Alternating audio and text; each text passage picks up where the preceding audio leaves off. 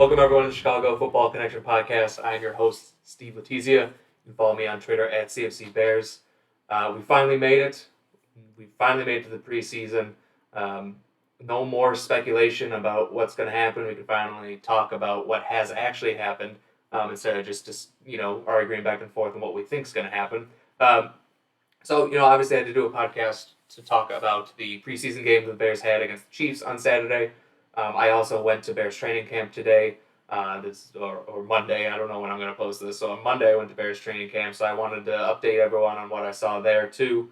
Again, I think since the preseason game was first, let's start with that, and then I'll get into some notes about the training camp. Training camp notes, probably not that much today. It was kind of a slower walkthrough. More notes on who was available and who was playing where, rather than who looked good, because he couldn't really. The way they had it set up, it was basically a glorified walkthrough, and also they were far away from the fans most of the day. But I still have some updates there that I want to share with everyone. But let's start with the preseason game. Again, we don't have to speculate on what's going to happen. We don't have to argue back and forth about what ifs. We can actually talk about what finally happened in a game. Yes, it's a meaningless preseason game, but it doesn't matter to me. I'm so happy the football is back. I don't care that it was a meaningless game. I've watched it about 15 times already. It's Bears football's back, and I'm just excited about that. So let's start with, I'm just going to do position by position, starting with the quarterback and kind of moving the way down. So Justin Fields, that's obviously what a lot of people tuned in to see. Even a lot of people who usually don't watch preseason might have tuned in just to see how Justin Fields looks. Obviously, that's the big thing that's on everyone's mind here. And I thought he looked okay. He didn't have a ton of reps. It was only three series he played, I believe. He only threw the ball about 7 times, so not a whole lot you can garner from it. He made a couple really good throws, one to Darnell Mooney and one to Tajae Sharpe, and I have those videos here, so for anyone who wasn't able to watch, you can see that here. This first one to Sharpe, this was earlier in the game. So he kind of got hit as he threw and just threw a really nice pass to the sideline. I wish I had a different angle from this. One thing to note is that there's no all-22 for preseason games, so I can't really go as in-depth as I would like to. So you can't see exactly what's going on here, but that was just a very good throw to the sideline. He put it only where his receiver can get it in Tajae Sharpe. He was also under pressure here. This was the Chiefs really disguised this blitz pretty well, but it is on Sam Mustipher to pick it up, and he didn't here. So he did allow a quarterback hit here, I'd say, from Sam Mustipher.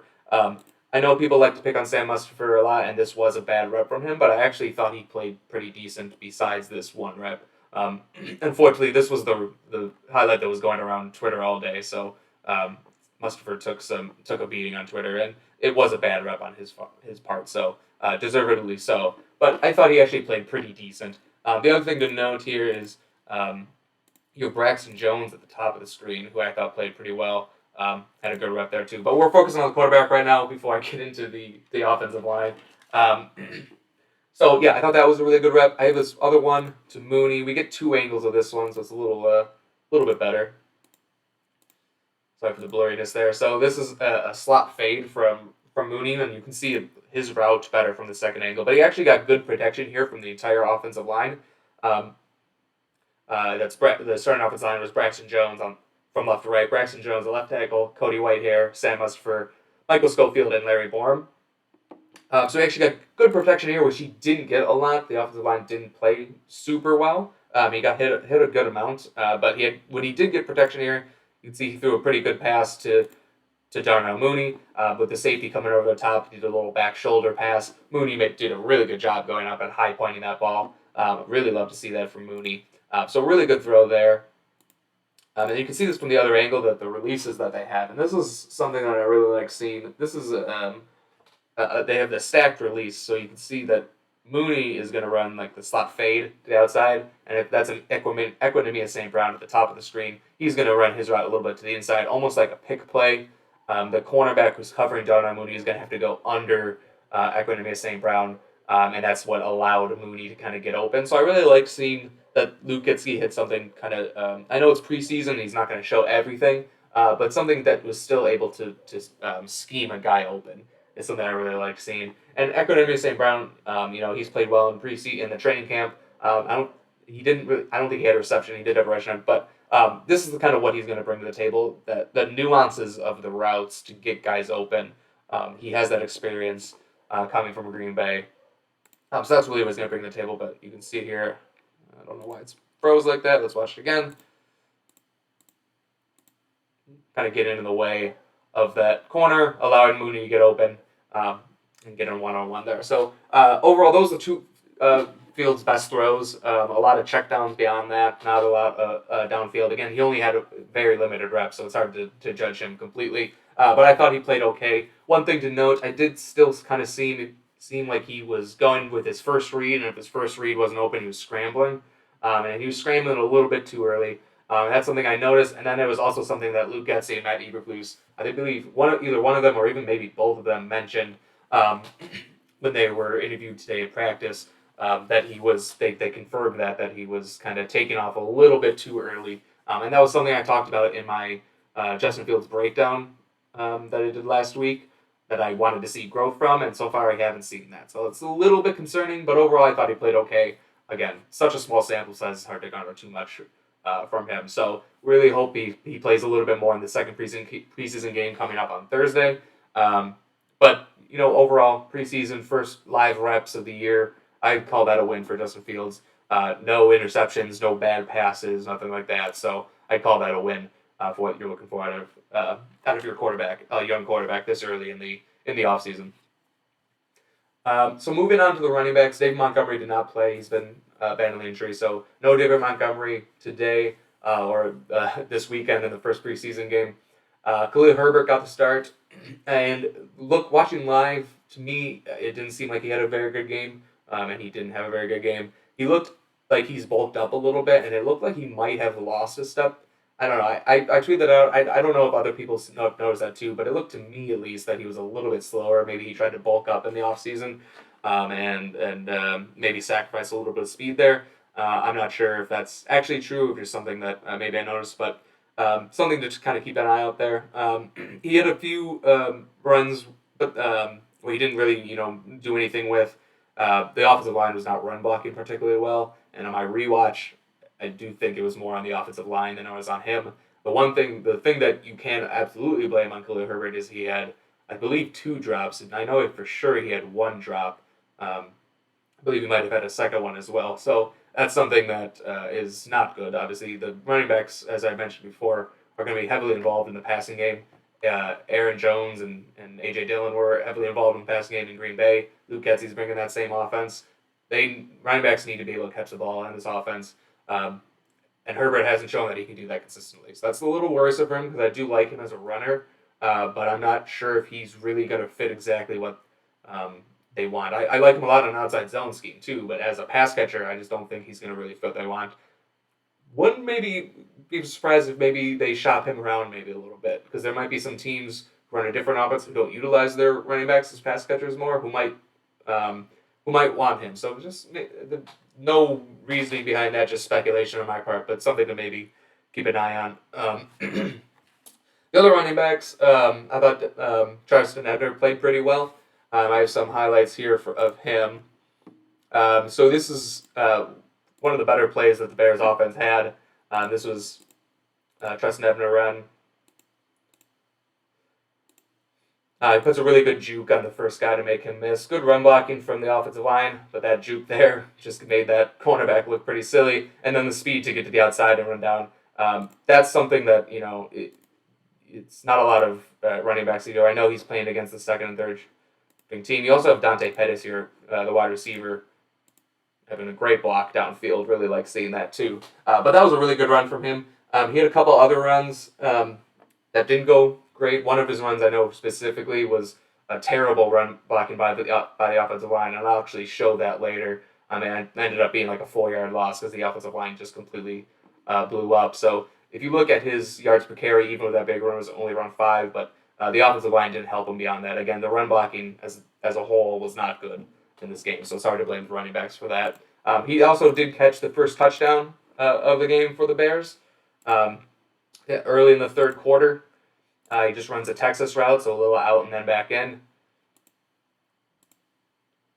and he's able to catch that and power the end zone. I do like how he doesn't go down easily. A little bit bigger than I thought than what he tested at. I think he it was like 5'11", 206 at the combine, which is not small but not very big. But he looks big when he's running, so I like that. So he had a big run. He had a touchdown. He also got the first reps as the kick returner, so that means that the Bears obviously like him as at least as a special teams player, and they're giving him.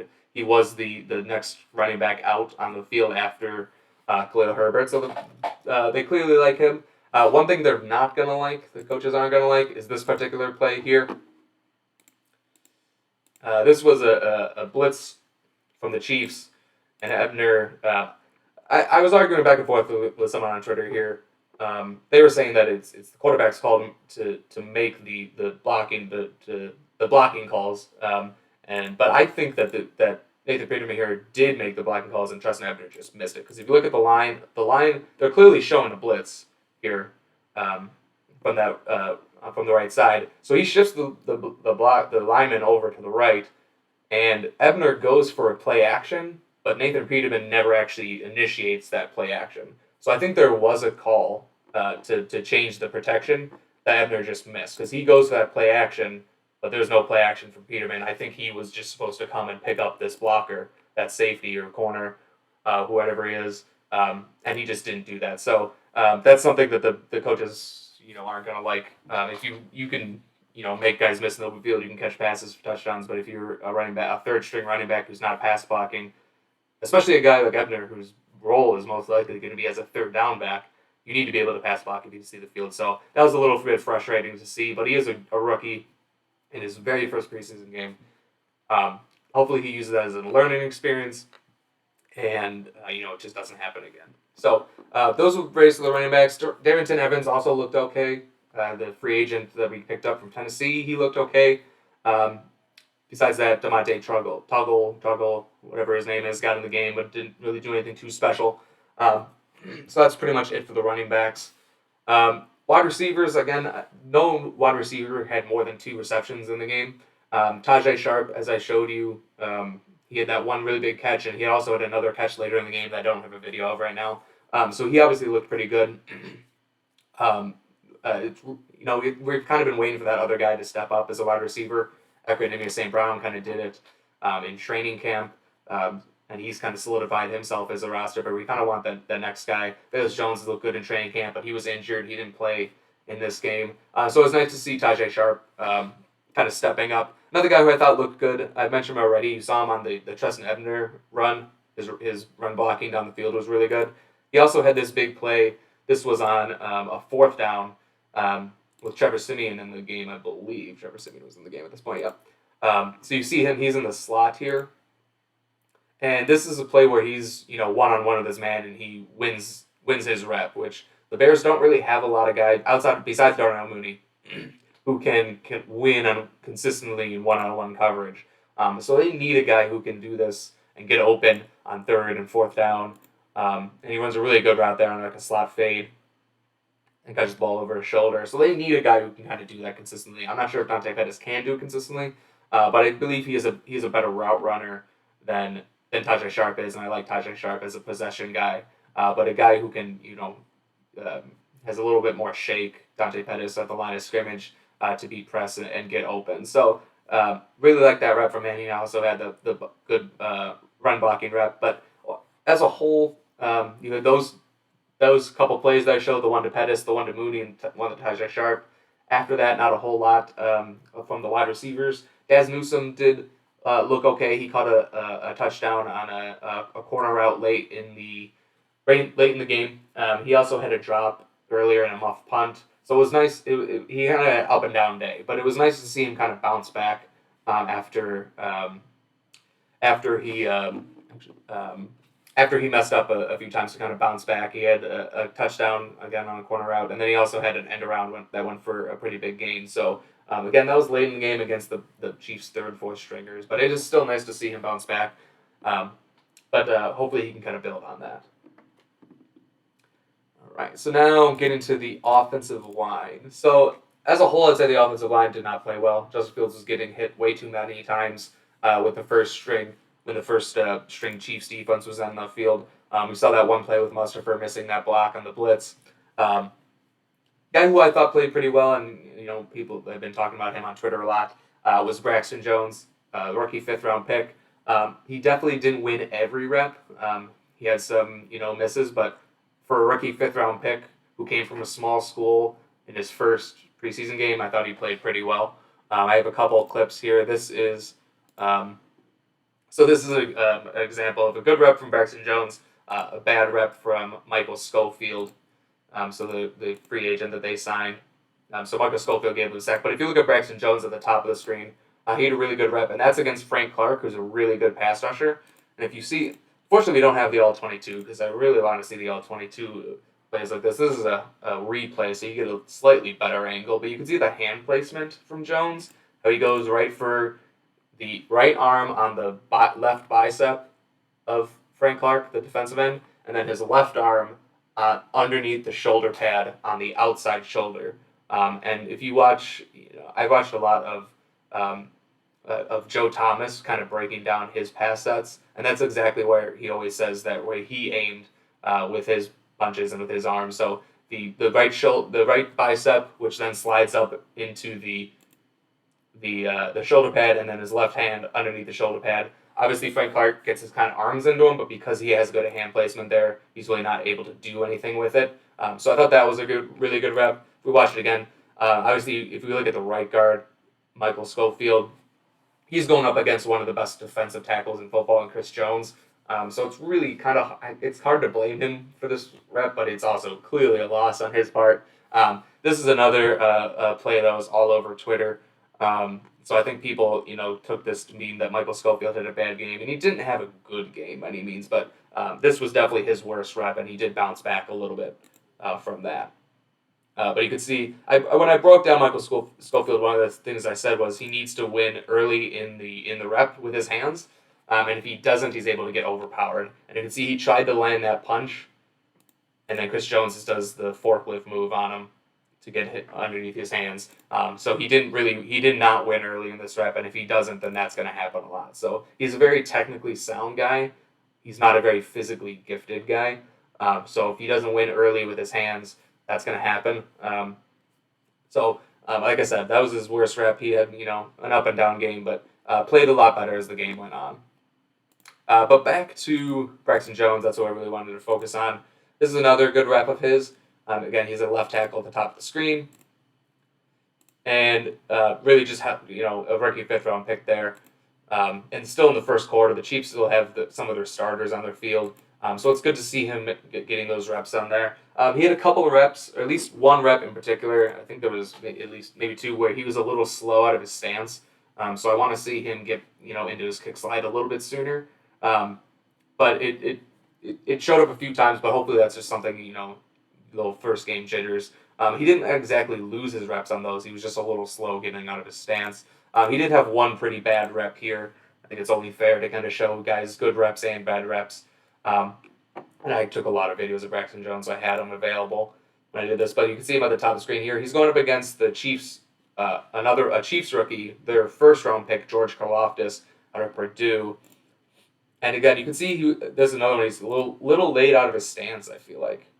Ball snapped, and he hasn't. You see the other offensive lineman kind of standing up. He still hasn't really gotten out of his stance yet. So a little late out of his stance, and he's also lets Karlaftis get into his pads a little bit, and then it ends up with a QB hit there. So again, he just needs to be a little quicker out of his stance. Use those long arms. He's got 35, 36-inch arms. Use them a little bit more to his advantage there. That was really his worst rep. For the most part, I thought he played pretty well, and it was an encouraging start to his career. I think maybe it was overblown just a little bit. He had some rough around the edges reps too, but I think it's a very encouraging start to his career. If he does have to start this year, which he's going to start this year, he's going to have bad reps from time to time. Every offensive lineman has bad reps. Joe Thomas had bad reps from time to time. So Braxton Jones is going to have even more bad reps from time to time. He's going to take some lumps this year, but I think there is something there to build on with his athleticism and his length. You just kind of have to take the good with the bad. especially early on, and hopefully he kind of settles into a routine as the season goes on. So very encouraging start from him. Um, the other rookie offensive lineman that the Bears drafted, not as encouraging.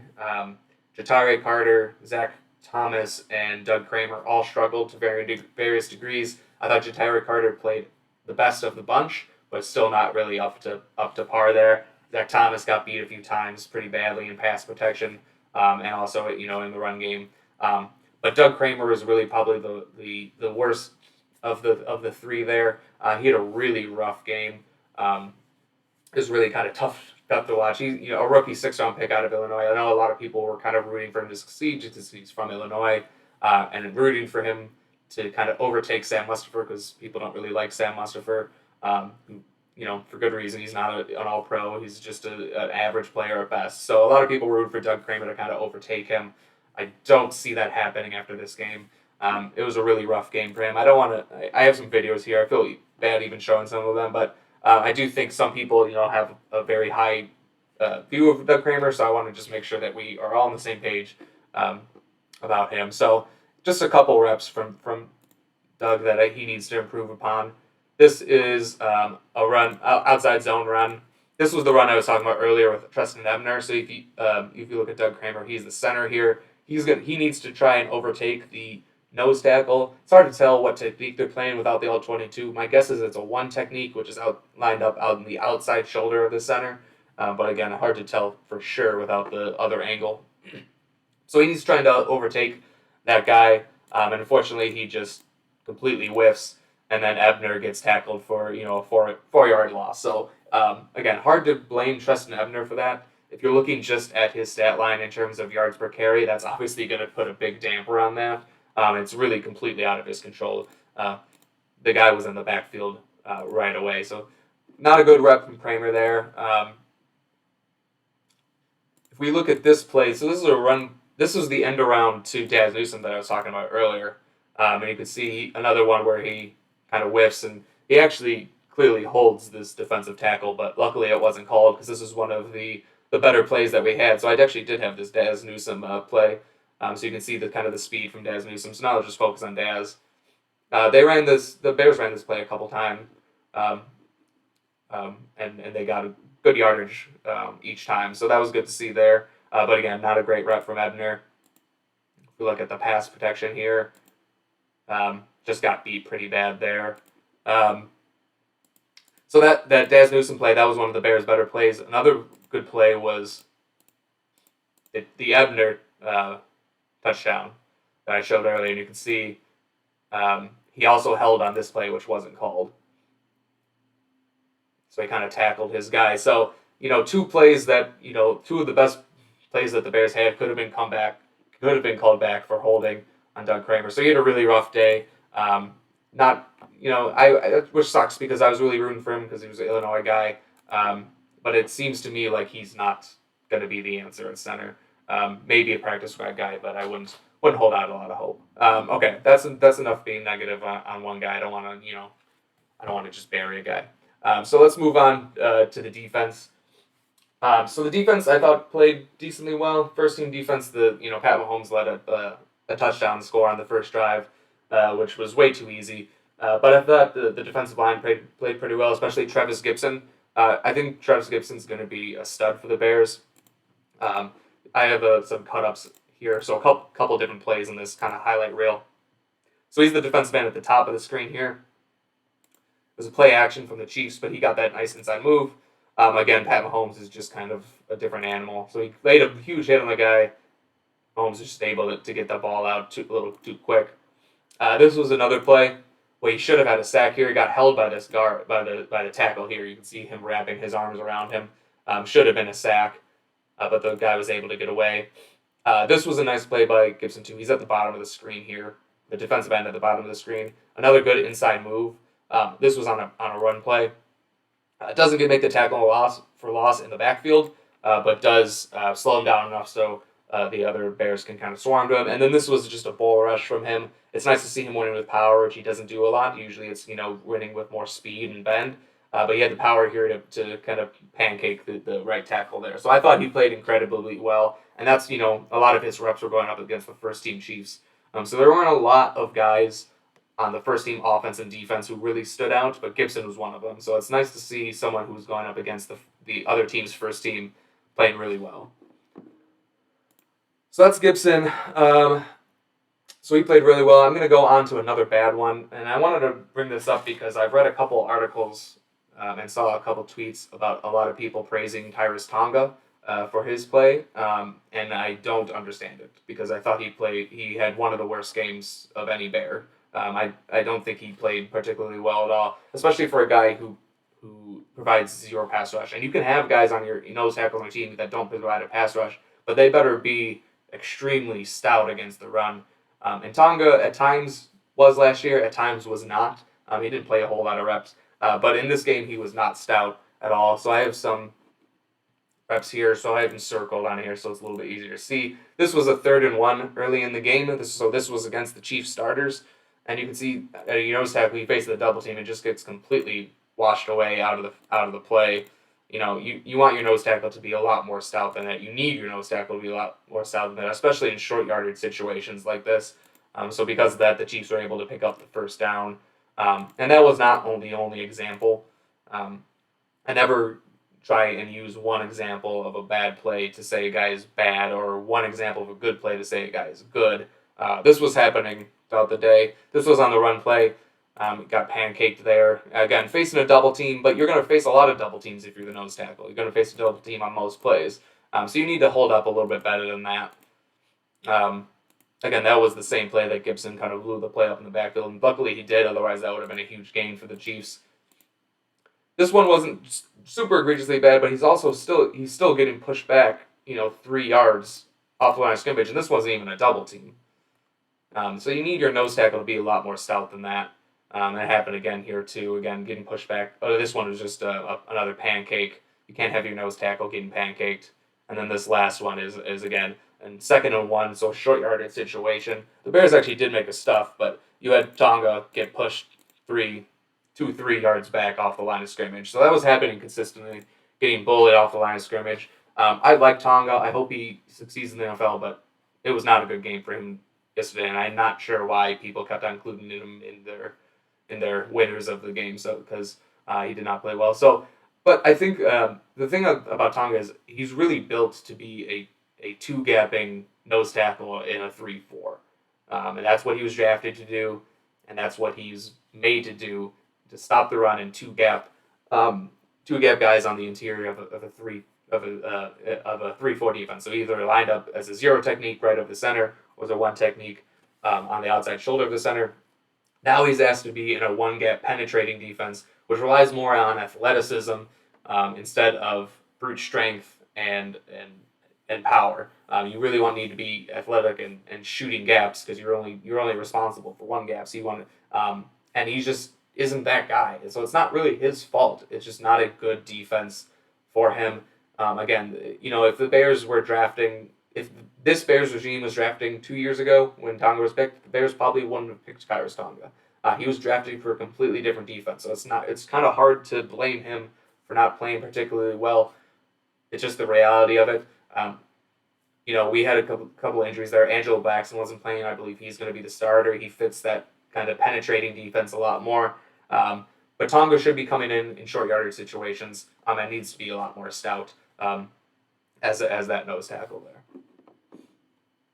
A defensive tackle who did stand out was Trayvon Coley. So this, and a little asterisk on Trayvon Coley, he was playing with the Bears' 3rd string against the Chiefs' 3rd string, but he had 2 really good sacks. They're actually pretty similar moves, so I just have one video here.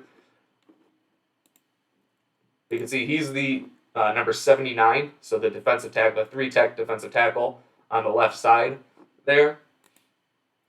And he does a really good job using his hands, little hump move to get the guy away, and then the sack. He did the exact same thing actually earlier in the game. That was his 2nd sack to create a pressure, and then he actually did end up coming down with the sack. So he's a guy that I like. He actually started for the Browns a few years ago. He actually started like 2 years for the Browns. Didn't play great, but it was his rookie year and his sophomore year he started. And then the last couple of years he's been bouncing around and coming off the bench. So an older guy now. He's like 28. He's not super young, but he's not super old. Guy maybe I want to see more of.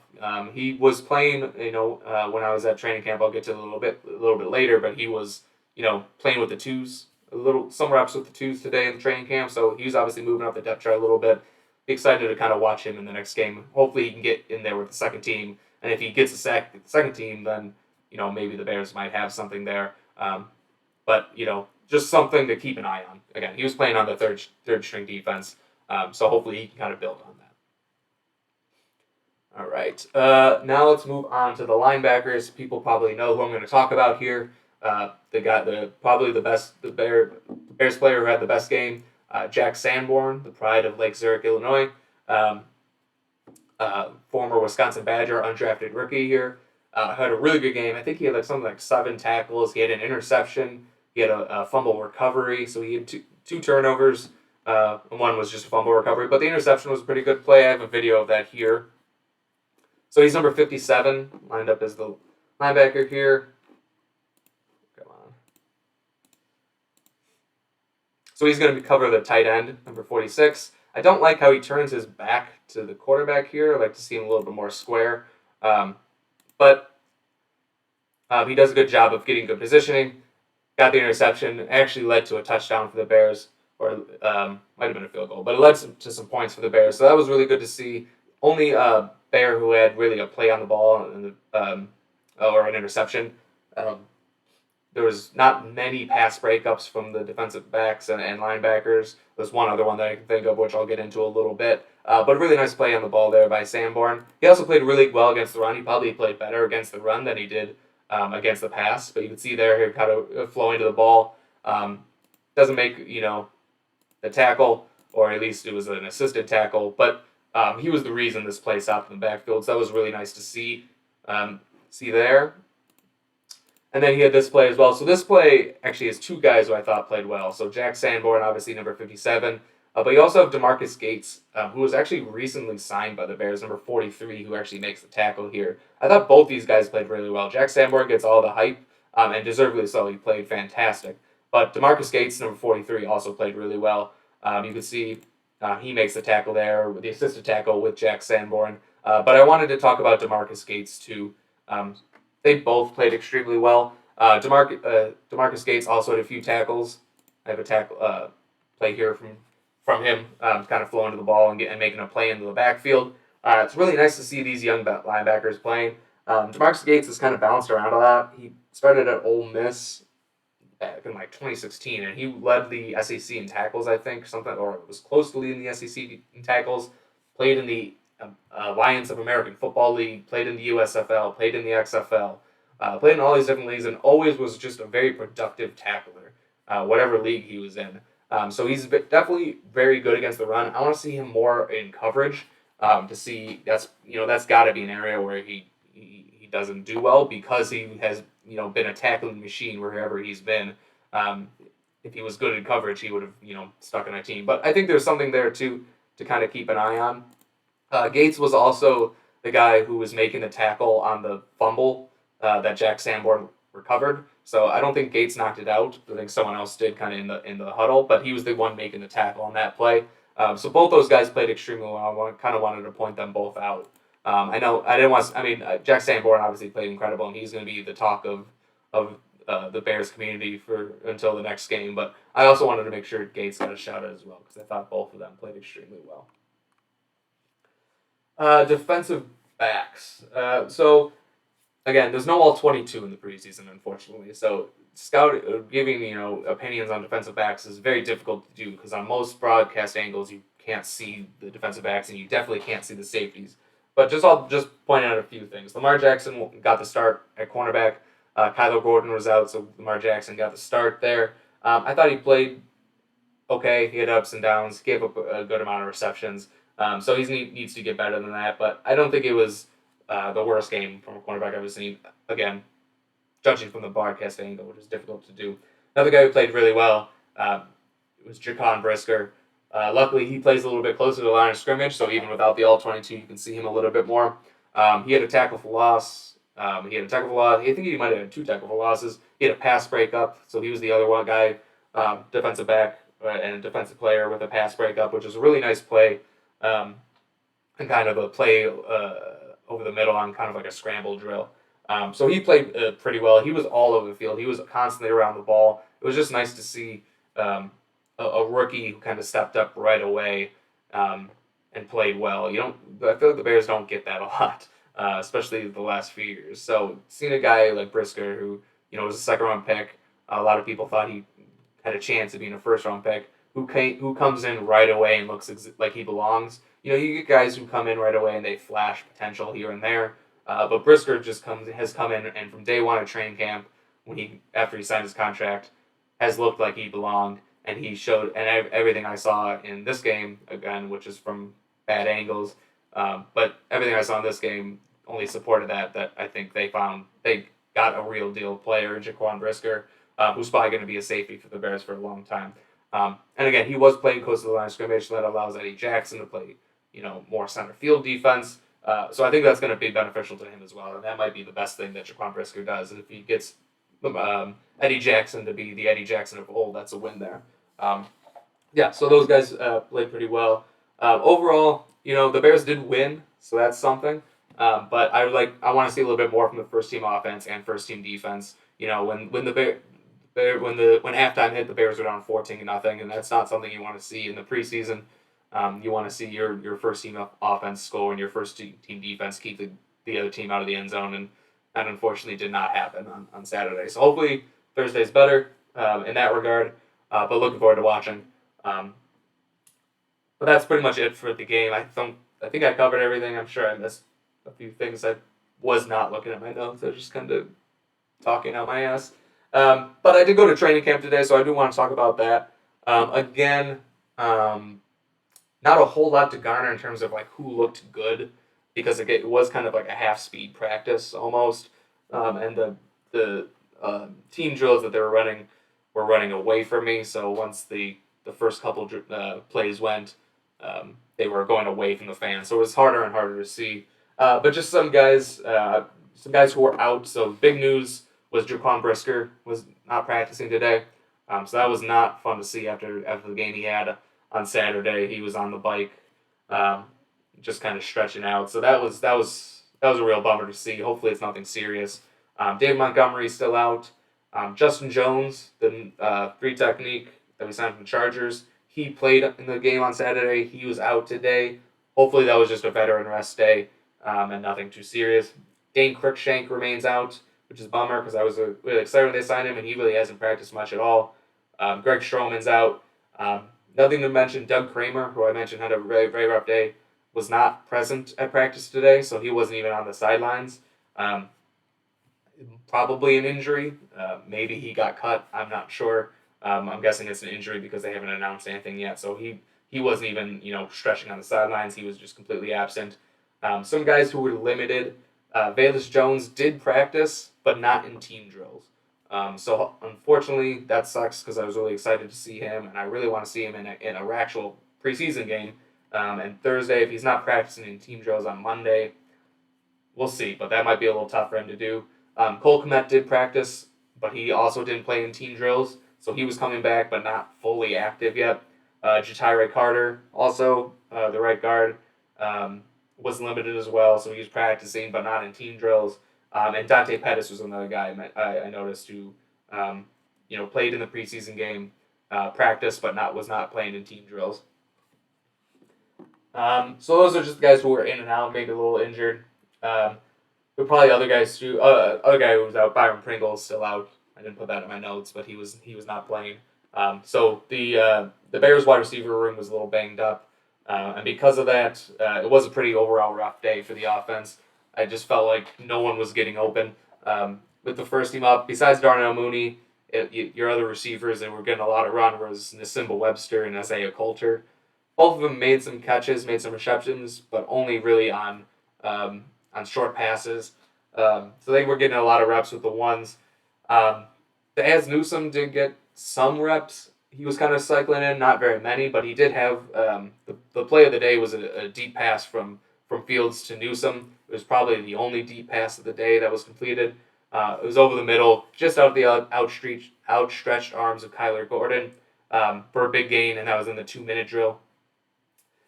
So that was encouraging to see, but there weren't a lot of those going around. So overall, rough day for the offense, especially the wide receivers.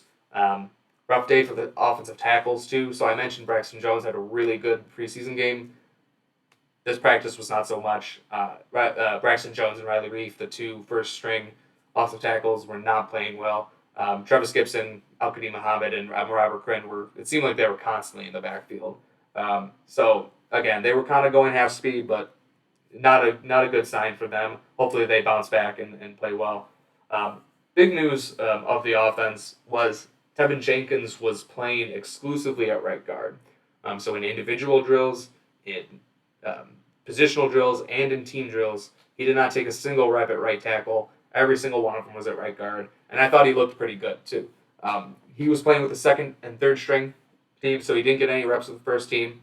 But it was actually kind of nice because when the first string came off the field and the second string came on, I was pretty much exclusively watching Tevin Jenkins. So it was nice to just be able to focus on one guy and not look in a million different directions. And I thought he looked very good. I don't think he lost a single rep. I had tweeted out some videos. I don't have videos here on the podcast, but I tweeted out 3 different videos of him. It probably wasn't even his best 3 reps. I was just taking a video every other play or something like that. And he didn't. I don't think he lost a single one. So it was really good to see. I think it's the right call because I think if you gave Tevin Jenkins enough time, if you played him at right tackle and let him play at right tackle, exclusively at right tackle, and let him play and let him take some lumps and get better, I think he could be a good right tackle in the NFL. But I think if you move him inside the right guard, he could be a Pro Bowl right guard, maybe even earlier than later, because it's a little bit easier on him. So I thought he played pretty well.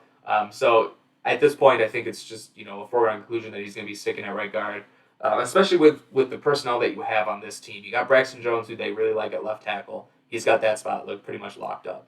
You got Riley Reif, who they signed to a pretty decent contract if he plays, who for the most part we think has the right tackle spot locked up. Then you have Larry Borum, who I don't think is as good as Tevin Jenkins, but he's a guy who can play right tackle and play left tackle. He's your swing tackle. You don't need a fourth tackle. Your fourth tackle is going to be inactive on game days. So why not move Tevin Jenkins inside the guard? Let him play there. Maybe he starts. Maybe he backs up. We don't know yet. If there is some 2 injuries to your offensive tackles, you can move them back outside to tackle. But I think just given their needs right now and their personnel, it makes all the sense in the world to play him at right guard. So hopefully he can build on that. Hopefully he plays. He should play in the game on Thursday, and hopefully he'll play at right guard so we can kind of get some live reps of him playing there. Another offensive thing, Treston Ebner did not play in team drills, but did play on special teams drills, which I thought was interesting. Because I think he did, look good on offense with the ball in his hands and catching passes and running the ball in the game on Saturday. But the fact that he didn't get the team reps and Demontre Tuggle did, makes me think that they were not too pleased with that pass blocking rep that he had, and maybe they're sending a message there. So just something to keep an eye out there. We'll see how he rotates in the game on Thursday. I thought the interior of the offensive line actually played pretty well in the practice. Again, it was kind of half speed and I was looking all over the place, but I thought Whitehair got blown up on one play for sure that I saw, but for the most part, I thought Whitehair played pretty well. I thought Musford played pretty well. I thought Schofield played pretty well, at least with the first team. The first team interior offensive line played better in this practice, it seemed, than they did in the game. Now, that might be because, the defenders they were going up against were not very good, unfortunately, especially with Justin Jones out. Angelo Blackson did come back. He's a guy who was injured a lot and didn't play in the game on Saturday, so he was back practicing. So that was a good sign. So hopefully we'll see him there on Thursday. But unfortunately, it's not a good sign when the interior offensive line looks bad in the game and then looks good in the training camp against your own defense. So we'll see. But I thought they looked okay today. Moving on to the defense. Again, Lamar Jackson got the start opposite Jalen Johnson, so just like he did um, in, in the training camp in the preseason game, Lamar Jackson was the starting cornerback. That's even more interesting in this practice than it was in the game because Kylo Gordon actually was back. So Kylo Gordon has been hurt, has not practiced, did not play in the game on Saturday, but was back at practice today and playing in team drills. And he was not lined up as the number 2 corner as he has been throughout training camp. So that was something to note. It might just be a ramp up period, and they're making him kind of earn his spot back, but that's not the position that he was playing. When the first team defense went into their nickel package, he was starting as the nickel corner.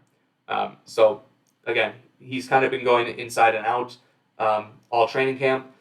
I'm not sure if it's an issue of him being injured and them making him earn his spot back as that number 2 corner, or maybe it's an issue of him being injured and they don't want to keep moving him around and they just want him to focus on slot corner.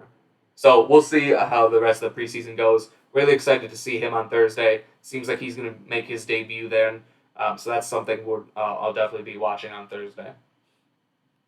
Other notes, Jack Sanborn did practice with the second team. He was actually, with the second team all day. So he was with the third team previously. Seems like he's earned that promotion to the second team. It's hard to judge how linebackers play in non-contact, well, not non-contact, but non-tackling drills in training camp. It's really hard to judge linebacker play. But he didn't do anything that I saw that was bad. So good to see him with the second team. I think it's good to see that he's getting a promotion, and if guys play well, that the coaching staff rewards them. I'm not sure if he'll ever get to that first team or not. Especially if Roquan Smith comes back, it's going to be even harder. But it is good to see him there.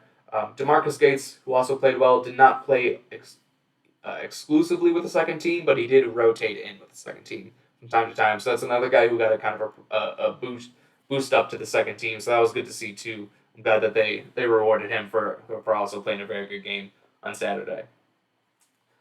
Last note, Jaquan Brisker was out. So with Jaquan Brisker out, DeAndre Houston-Carson was playing as the safety opposite Eddie Jackson. So I like to see that. I do think DeAndre Houston-Carson's underrated. So I like to see when he gets on the field. Other thing that I didn't mention in the game preview or recap, whatever you want to call it, was that DeAndre Houston-Carson actually got the first team reps at nickel corner in the game, which I thought was interesting because when I did I don't remember what breakdown I was doing, but I mentioned DeAndre Houston-Carson and I thought he should get a chance at the nickel cornerback spot. It was the training camp preview kind of position battle thing, and I thought DeAndre Houston-Carson should get some reps at nickel corner, and he did that in the game on Saturday. So that was kind of cool to see. But he was playing with the safeties with Jaquan Brisker out. So that's another note there. I think I covered everything. I did have a lot of tweets today, a lot of videos that I tweeted out from training camp. So follow me on Twitter, at CFC Bears, if you want to see those. Thanks everyone for watching. Please subscribe, share, like, tweet, whatever you can do to support me. That'd be great. Really enjoy doing these videos, and I will enjoy them a lot more if people actually watch them. So thank you for the people who are actually watching. You're the real MVPs. And then, so we'll preseason game on Thursday. I'll probably have a podcast at some point after that. All right, bear down.